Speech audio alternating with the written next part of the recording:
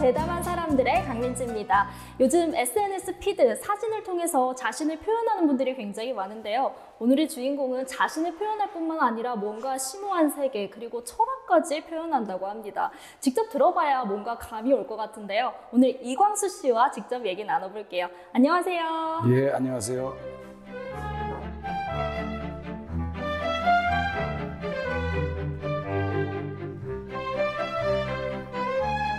제가 소개를 좀 했는데 마음에 드셨을까요? 정확했을까요? 저는 이제 인도사 전공하는 사람이고 인도사 중에서 불교사를 전공하기 때문에 불교에 대해서 그 세계관을 이해하지만 그 세계관이 인도 역사에서 어떤 영향을 끼쳤는지에 대해서 연구를 하면서 비판적인 시각을 가지고 있죠. 그러니까 저는 불교도는 아닙니다. 교수님이신 거예요? 예, 그렇습니다. 그럼 예. 역사학자이자 인도학을 전공한 교수님이시군요. 예, 지금 부산 외국어대학에 있습니다. 붓다는 굉장히 예전의 인물이잖아요. 굉장히 오래된 인물이고 사진이라는 것은 요즘의 매체인데 녹여내기가 어려웠을 것 같아요. 그럴 겁니다. 붓다가 기원전 6세기 시대의 사람, 2500년 전의 사람인데 세계를 바라보는 눈, 그러니까 본질이 세계는 변하는 것이다. 세계는 본질이 아니다. 그러니까 붓다한테 만약에 가서 저 밑에 세계로 가서 선생님 이러이러한 것이 사진이란 게 있는데 우와 대단하네. 그거 나타나는 현상이 나하고 비슷하네. 내가 말하는 세상 보는 것과. 그래서 이 세상은 이미지와 같다 라고 말을 하면 사진을 발명하고 사진을 한 사람도 그렇겠지. 붓다도 당연히 그렇겠지. 이런 것이 비슷해서 붓다하고 카메라를 연결시켜서 봤어요. 그게 한 34꼭지가 비슷합디다. 혹시 처음 찍은 사진 기억나세요?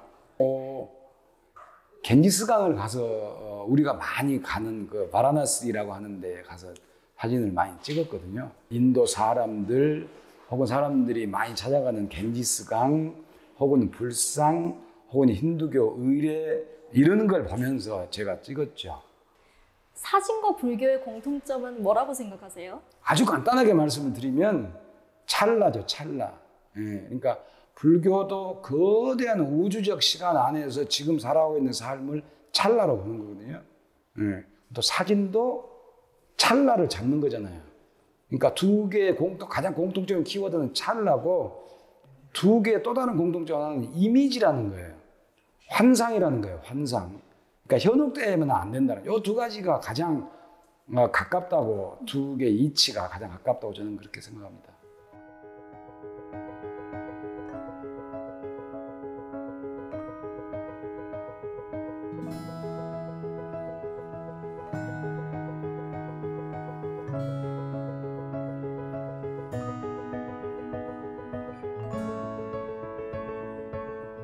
그럼 불교와 관련된 책은 어떤 게 있어요? 불교 관련한 책은 이제 슬픈 붓다라고 하는 것에 심혈을 기울여서 뭐 꽤 나간 것 같아요. 아니 근데 슬픈 붓다라고 하니까 신기하네요. 기쁜 붓다가 아니고 왜 슬퍼요?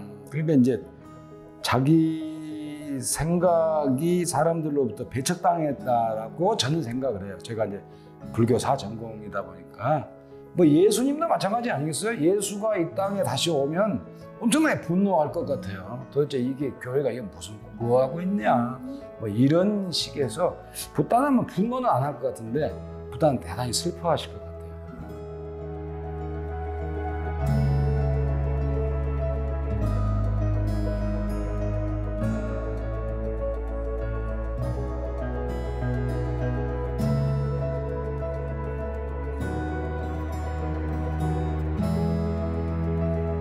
저는 개인적으로 궁금했던 게 우리 한국에 있는 불상, 부처의 모습이랑 인도에 있는 불상 차이가 많이 나나요? 인도는 초기 불교에는 불상이란 게 없었어요. 불상을 만들지 말라고 그랬으니까 붓다가. 그러니까 그 스승의 말씀을 따라서 불상을 안 만들었는데 그리스 사람들이 인도에 들어와 가지고 구체적인 걸 좀 봐야 할 거 아니냐 해가지고 만들어낸 게 우리 고등학교 때 배운 간다라 미술입니다. 기억나요. 간다라 미술에 불상이 나오는 거거든요. 그러면서 이제 대승불교가 나오고 나중에 대승불교 이후로 쭉 가면 세상이 즐거움이고 세상 안에서 살아야 된다고 하는 불교가 나오거든요. 불상이 아주 화려한 불상도 있어요. 지금 이제 카슈미르에 가면 아주 화려한 불상도 있고, 아주 화려한 거면 얼마나 어느 정도로 화려한 거예요? 그냥 막 한번 보세요. 사진을 보시면 아주 휘황찬란해요. 교수님은 찍은 사진 중에 가장 좋아하는 사진 있으세요? 저쪽 북쪽에 스리랑카에 이 난민들이 있는 그 볼로나우르라고 하는 거기에 한 사원에 갔는데, 이제 일종의 이제 폐사원은 아니고 오래된 사원인 다 목이 잘린 붓다 상이 있어요. 비가 많이 왔어요. 그래서 비가 그치고 가서 사진을 찍었는데 온 몸이 아주 땀으로 흥건히 젖어 있는 느낌이고 시꺼먼데 목은 없어요. 그걸 보고 이거다, 슬픈 붓다는 이 사진으로 가장 내가 재현을 잘 하겠다, 내 의미를 잘 하겠다, 그 사진을 제일 좋아합니다. 그리고 붓다를 찍을 때 여러 각도에서 찍는다고 말씀하셨는데 그 각도는 어떻게 정하신 거예요? 이렇게 이제 명상에 잠겨져 있는 그 산 스님을 뒤에서 찍을 때 절반을 잘라서 찍은 경우도 있어요. 귀만 나오고 앞에는 전부 다 아웃 오브 포커스를 다 줄여가지고. 그러면 불쌍인지도 잘 모를 것 같은데요? 사람이죠, 사람. 근데 이제 이 자체가 꼭 불상만 찍은 게 아니고 불상도 잘라서 찍을 수도 있는 거죠. 그러면 내가 무엇을 말하는지를 한번 우리 MC 선생님께서 한번 생각을 해보세요.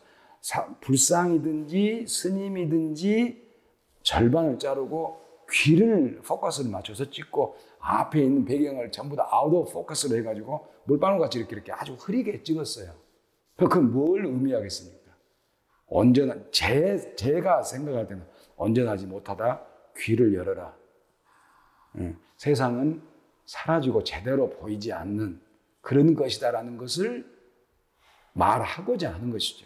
불교 사진을 찍겠다고 마음을 먹었을 때 한국에서 가장 먼저 찍은 사진 기억나세요? 경주 남산입니다.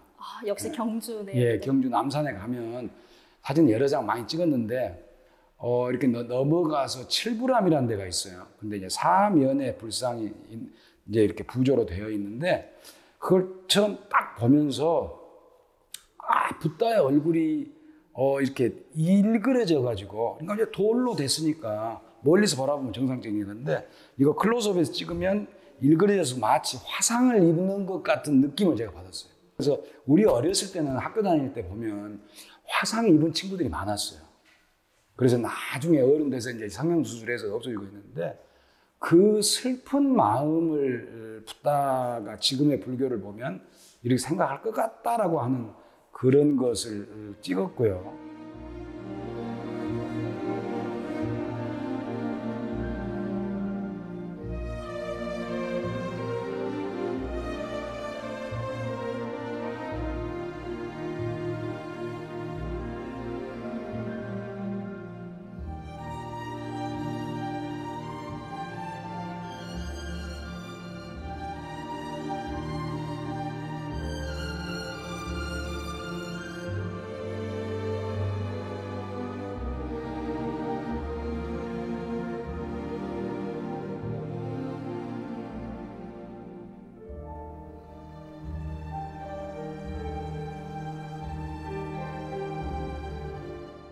그럼 해외 가서도 사진 많이 찍으셨어요? 주로 해외에서, 물론 국내에서도 이제 찍는데 해외 주로 이제 인도에서 많이 찍죠. 예. 인도 가면 재밌는 일 많을 것 같은데 에피소드 얘기 좀 해주세요. 혹시 인도에 가셔보면 아시겠지만 저는 안 가봤습니다. 이제 가셔보면 인도 사람들은 카메라를 들이대면 좋아해요. 그래요? 예, 그러니까 한번 물어봤어요. 왜 좋아하냐는 게 자기를 이렇게 높이 봐서 자기를 이렇게 찍어준다는데 왜 나쁘게 생각하냐. 그래서 포즈도 잘 취해주기도 하고 전혀 꺼리끼어서 하지도 않고 해서 사진 찍는 게 좋습니다. 막 와서 막 찍어달라고 사진기를 가지고 있으면 동네 사람들 와서 왜 나는 안 찍어주냐. 의외네요 이거. 왜 저 사람만 찍어주냐. 왜 나는 안 찍어주냐. 막 그런 사람도 있어요. 그리고 막 지나가는 나를 불러가지고 우리 가족인데 좀 찍어주라 이런 사람도 있고 하거든요. 그러니까 인간의 성격상 우리 어렸을 때도 그랬거든요. 우리 어렸을 때도 비슷비슷한 것들이 섞여져 있는 나라죠. 인도는 정말 넓잖아요. 그렇죠. 그럼 촬영하시면서 어디 가보셨어요? 제가 이제 전공이 종교다 보니까 그리고 이제 또 염두에 두고 있는 게 종교와 결부된 사람들에 관한 것을 찍는 거거든요. 그러니까 인도의 힌두교의 성지라고 하는 성지라고 하는 데에 가면 사람들이 어떻게 행동을 하는지, 그 성지를 중심으로 해서 종교 행위를 하는 중심으로 해서 사진을 찍습니다. 그런데 인도 사람들은 모든 365일 24시간 행동이 다 종교적이라고 해도 과언이 아니에요. 근데 착각하시면 안 돼요. 여기서 말하는 종교적이라는 게 스피리추얼하다는 뜻은 아닙니다. 명상, 구도 이렇게 뭐 이런 게 아니고 물질 추구도 종교적이에요. 그러니까 물질을 추구하는 우리 지금 현재 불교가 하는 기복 신앙, 이게 아주 중요한 종교거든요. 그러니까 삶 자체가 전부 종교적이라고 해도 과언이 아니죠. 일상 자체가 종교적인 행위와 관련이 된다면 정말 많은 행위들이 있을 것 같은데 보신 것 중에 어떤 게 가장 기억에 남으세요? 이 사람들은 아침에 딱 시작을 하면 목욕부터 해요. 첫 시작이 목욕. 네, 아침 시작. 몸을 우리 MC 선생님은 잘 모르시는 나이겠지만 우리 어렸을 때 저희 어머니는 저희들 고3 때 시험 보러 갈 즈음 되면 아침에 새벽 4시에 일어나가지고 추운 겨울이잖아요. 옛날 예비고사 볼 때, 본고사 볼 때 겨울에 옷 다 해가지고 깨끗하게 찬물로 목욕합니다. 그리고 하얀 깨끗한 옷으로 갈아입으세요. 그리고 천지신명께 이제 빌고 하거든요. 정화수 하나 떠놓고. 그러니까 이제 그런 개념이에요. 약간 정화된 몸으로 깨끗하게 그 하루를 시작한다는 거예요.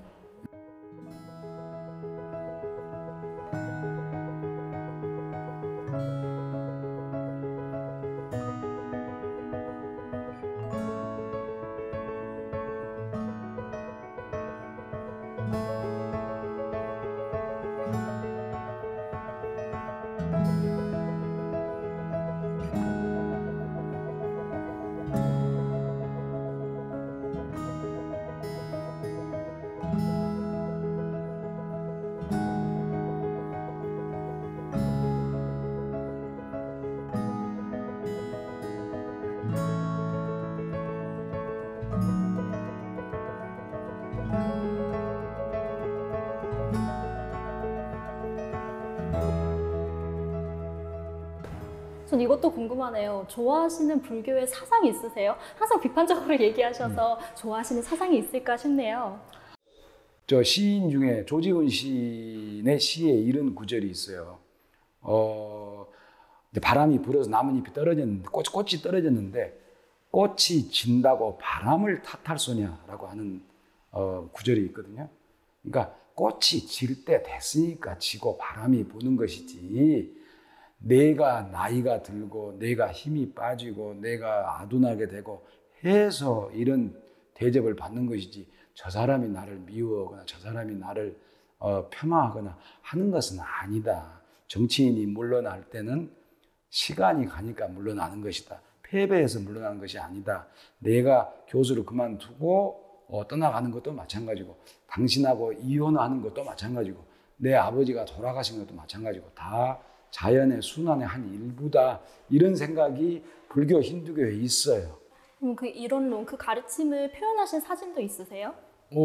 그런 사진, 대부분이 그런 의미를 갖고 찍었는데, 좋은 사진 하나가 갑자기 떠오르는데, 까만, 무슬림 여성 옷, 부르카는 아니고, 아이가 히잡 두른 까만 무슬림 옷을 입고, 이렇게 4명의 아가씨들, 학생 비슷한 사람들이 걸어가는데, 온 사방이 전부 다 꽃이 피어 있었어요.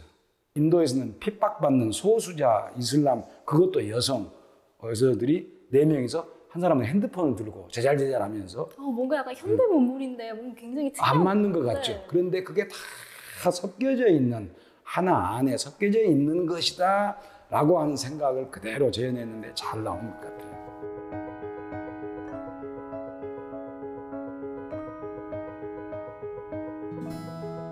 교수님, 사진마다 보여주는 느낌, 세계가 다 다른 것 같아요? 그렇죠. 사진은 아까도 말씀드렸지만 잘라버리니까 이게 이 사진가가 뭘 말하고자 하는 것인지는 사실은 알 수가 없어요.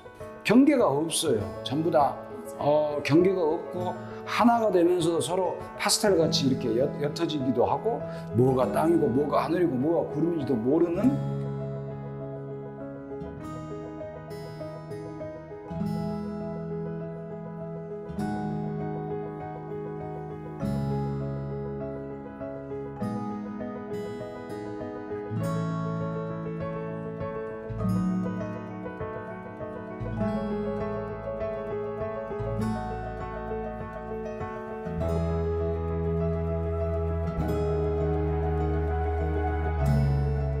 이 질문을 드리고 싶었어요. 교수님에게 사진은 어떤 의미예요? 사진이랑 땡땡땡이다 이렇게 네. 얘기해 주세요.